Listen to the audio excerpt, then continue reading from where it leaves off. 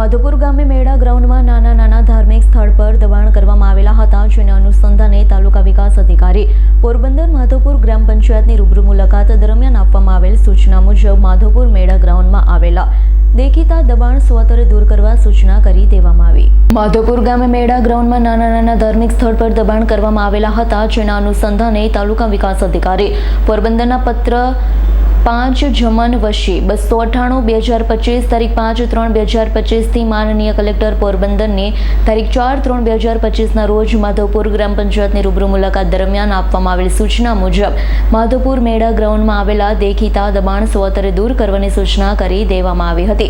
માંગરોળના ધારાસભ્યએ letter લખ્યો હતો, જે લેટરના આધારે તંત્રએ કાર્યવાહી કરી માધોપુર ખાતે ભગવાન કૃષ્ણ રૂક્ષ્મણી વિવાહ પ્રસંગે યોજાતા લોકમેળા ગ્રાઉન્ડમાં તંત્ર દ્વારા પેશકદમી દૂર કરવા ડિમોલેશન હાથ ધરાયું છે। પોરબંદર સોમનાથ હાઈવે ઉપર આવેલા માધોપુરમાં 2485 ચોરસ મીટર દબાણ દૂર કરાયું છે।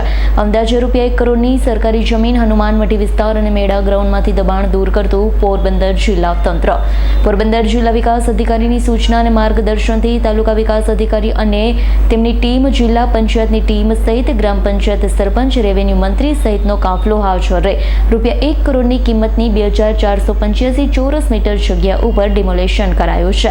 તંત્ર દ્વારા પોલીસ બંદોબસ્ત ચુસ્ત રખાયો હતો। મેળામાં ગ્રાઉન્ડ પાસે આવેલી કેબિન અને ચાપાનના ગલ્લા પણ દૂર કરાયા। લારી ગલ્લાના વેપારીઓ દ્વારા સ્વૈચ્છિક દબાણ દૂર કરેલ।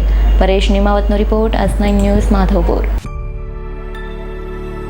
અમારી તમામ માહિતીથી અપડેટ રહેવા માટે જોડાયેલા રહો S9 ન્યૂઝ સાથે।